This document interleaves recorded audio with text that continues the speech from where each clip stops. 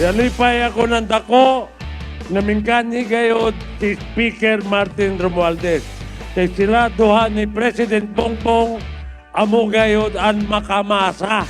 Imagine na kahapon dito si President BBM kuman ani si Speaker Martin Romualdez. Sila ta ang mga national government officials na mas kiway kalamidad mukandi para maghatag ng ayuda. Hayan ka mo makakita ng presidente o speaker maglibot-libot sa entero probinsya ng Pilipinas. Swerte kita, magpasalamat kita kanila. Mingkani sila, dili kung tungod may kalamidad.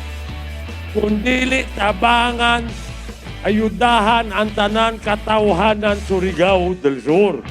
Siguro dagan sa inyong mangutana, unsa man kining bagong Pilipinas Servisyo Fair. Kung makahinumdum ka mo, gilunsar kini ni President Bongbong Marcos o ni Speaker Martin Romualdez sa minlabay na pipila ka bulan dito sa Luneta Park. Mga minahal kong kaigsunan, ang tumong gayod ng atong administrasyon na madala ang gobyerno dool sa atong mga tao. That is the main objective of the bagong Pilipinas Servisyo Fair is to bring our government closer to the people. Daga na minlabay ng mga administrasyon, pero karon pa na administrasyon sa Marcos administration na nakahuna-huna na himuon kining atong gobyerno mahiduol dito sa mga katawhan.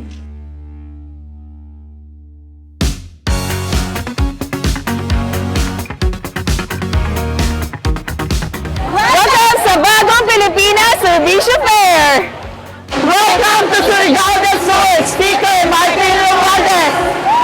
Ang ating mahal na presidente, President Ferdinand R. Marcos Jr., 2 taon na nung umiikot siya dito sa Caraga, ito po ang sinasabi niya na hinahanda niya, yung gusto talaga niya, dalhin ang gobyerno, ibaba lahat ng mga programa, serbisyo ng gobyerno sa taong bayan. Yan ngayon ang ginaganap dito sa Bislig at kahapon po sa Tandag.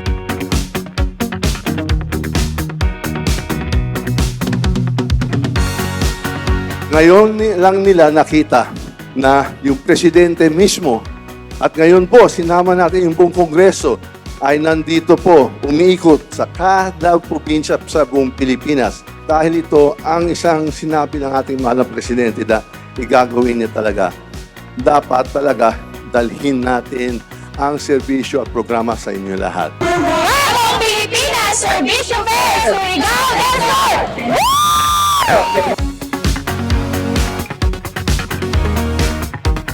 12 billion Filipino families ang makakatanggap ng AKAP sa itong taon.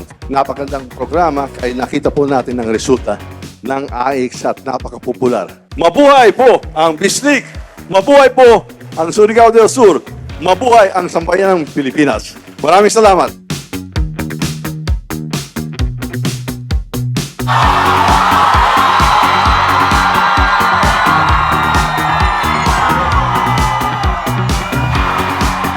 Ang estudyante ay number 1 priority sa ating isip, sa ating puso.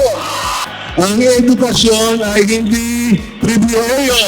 Ang edukasyon ay karapatan ninyo.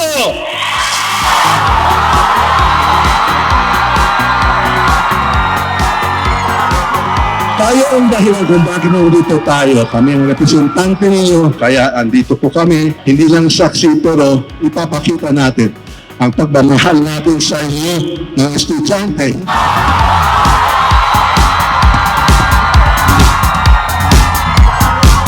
Masaya po kami. Kaya nakikita natin yung mga ngiti ninyo na masaya kayo. Itutuloy natin itong EASY program at susuportahan natin lahat ng estudyante, hindi lang sa Bislig, hindi lang sa Surigao del Sur, pero sa buong Pilipinas. Ako po si Martin Romualdez, dito ng House of Representatives. Handang-handa, maglingkod sa'yo, magsilbi sa'yo.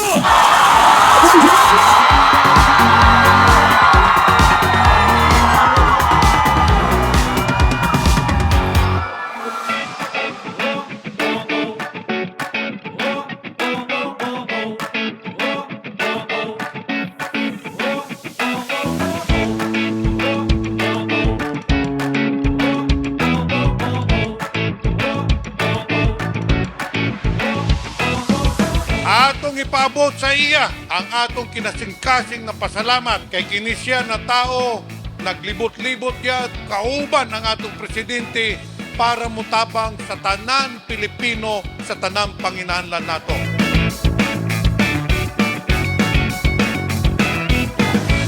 Kasama po natin ang ating mahal na presidente dito sa vision niya na kailangan iangat po kayong lahat dito sa programa ng sinasabi ng CARD. Kaya sinama ko lahat ng mga kongresista na nandito na sa harap ninyo para makikita nila, maging saksi sila sa napakagandang ginagawa natin. Ang ating mahal na presidente, sinasabi parati niya, bawal na bawal at hindi pwede magutom ang Pilipino. Kaya nandito po tayo. Ayaw na ayaw, mahirapan po kayo. Within this year, itong taon, bababa na yan, huhupa na ang presyong bigas. Pero habang hindi pa nangyayari yan, andito po ang ating CARD program.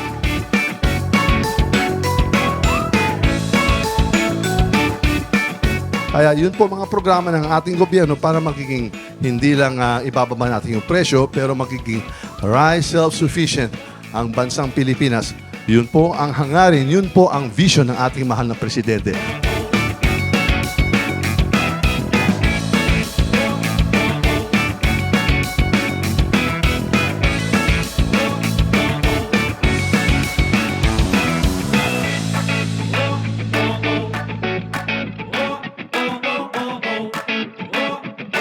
Nagpasalamat po kung daghan kayo nakahatag po og benepisyo ani nga programa. Nalipay pud mi nga nakaari pud mi diri sa programa. Nagpasalamat po ko ni Sir Martin Romualdez. Daghan po salamat po sa ilaha pud nga gihatag ani nga programa.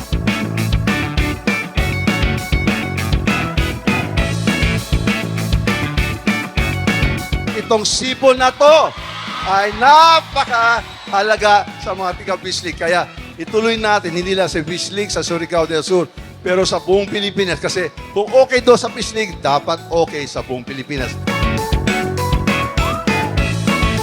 Napaka-importante po kayo. Gugulong talaga ang ekonomiya natin dahil po sa iyo. Dahil po sa pagbabagsak natin sa lahat ng mga ayuda, sa lahat ng mga payout, iikot sana lahat ng mga negosyo nyo. Sana ito ang talagang makakatulong, makaka-boost po sa inyong mga negosyo. Kaya napaka-importante. Kayo po talaga ang nagtatakbo ng ekonomiya ng Pilipinas.